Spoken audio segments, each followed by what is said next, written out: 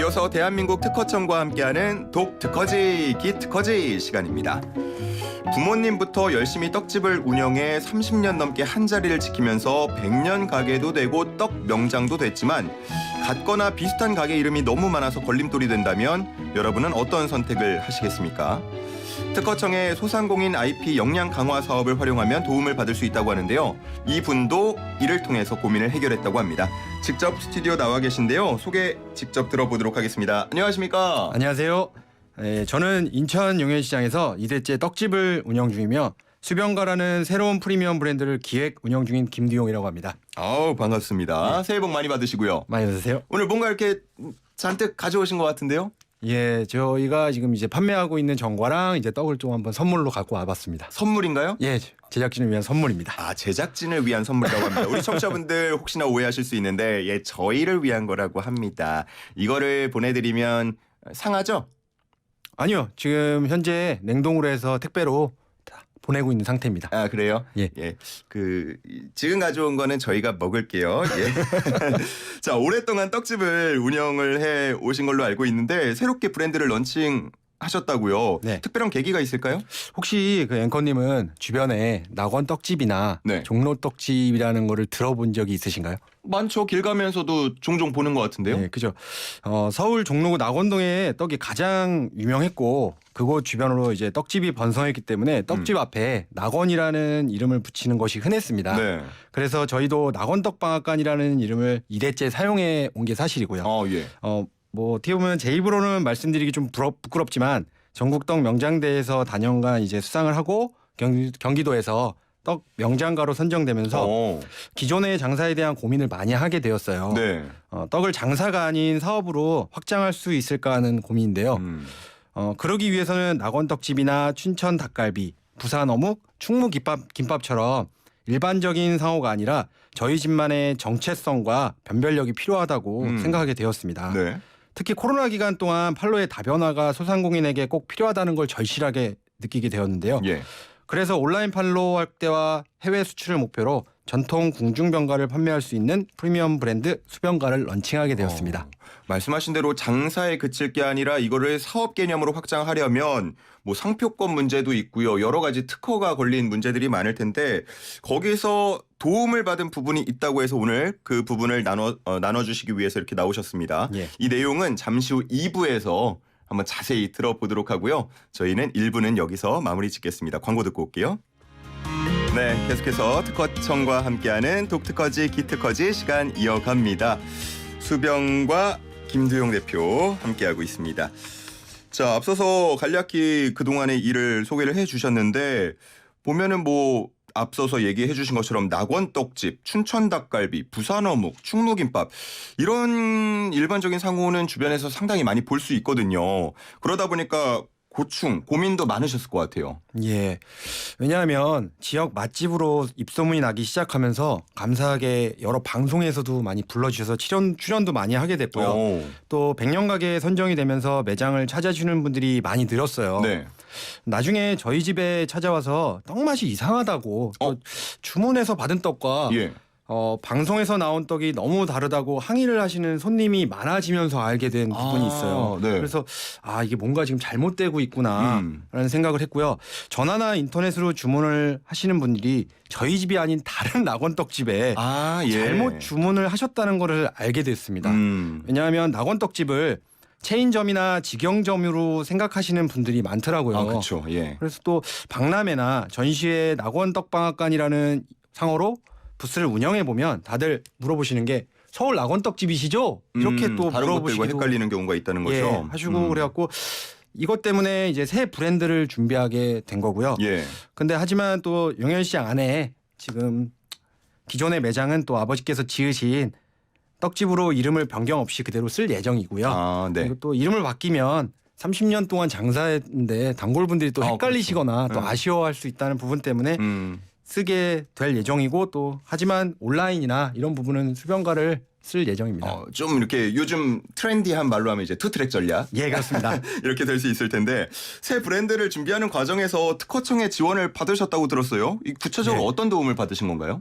이게 전문가가 아닌 이상 일반인이 자신의 제품에 대한 권리를 행사하기가 정말 어렵습니다. 네. 저 또한 새로운 상품을 개발해서 만들어 놓으면 비슷하게 혹은 똑같게 만들어서 버젓이 판매하는 경험을 했습니다. 네. 그래서 이런 어려움에 대해 이해하고 계신 특허청에서는 관련 IT 교육도 해주시고요. 상표와 디자인 개발 및 등록 진행도 지원을 해주셨습니다. 소상공인 IP 역량 강화 사업에 도움을 받아 현재 수병가라는 이름으로 3가지 분야에서 상표 등록 및 디자인 출원을 한 상태입니다. 네. 또한 소비자를 대상으로 대기업과 경쟁해야 하는 소상공인 입장에서 가장 어려운 부분이 상품 패키지 관련인데요. 예. 또 이런 부분도 손쉽게 할 수 있도록 도와주셨고요.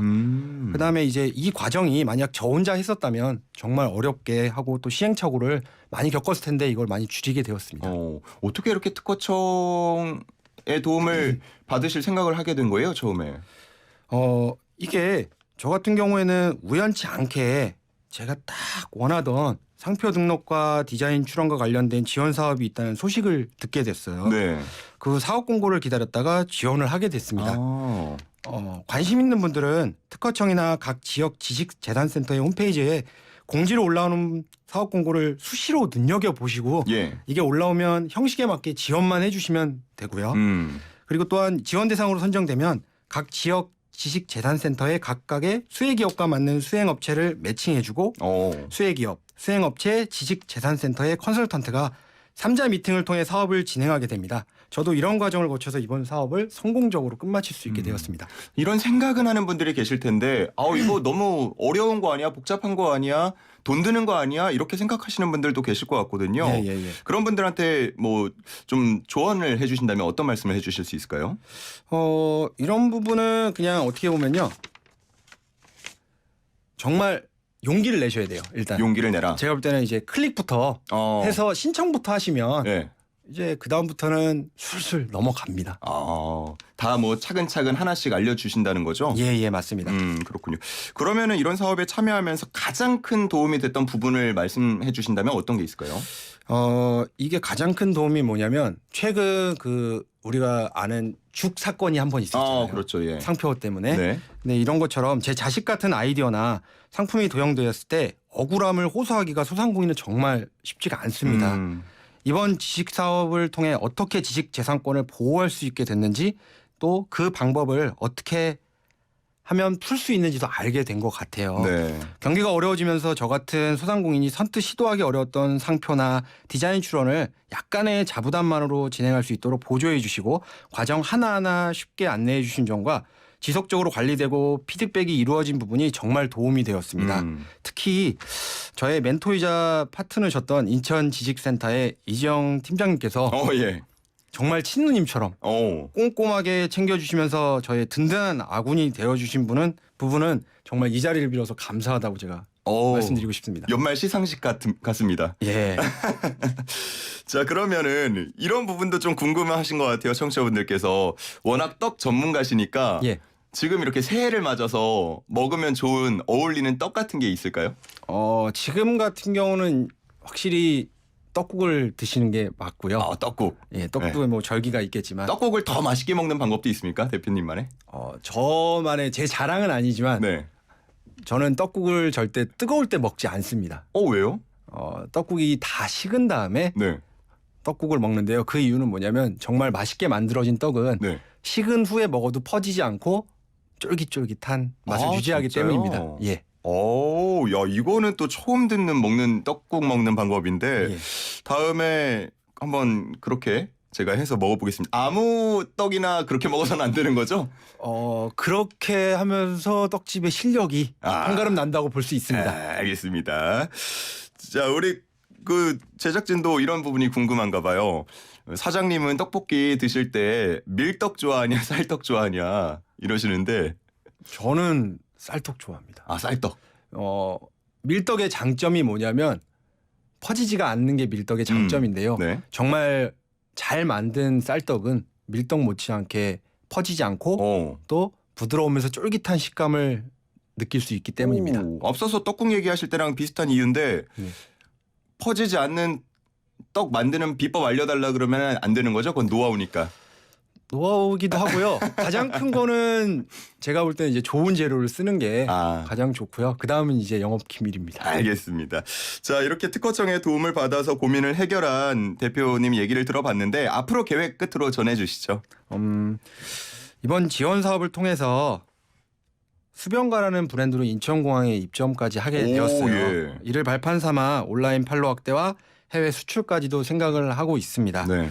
한국의 전통 병가의 훌륭함을 전달하고 맛볼 수 있는 개인 연구소와 체험 학습장을 만들 계획도 있고요. 예.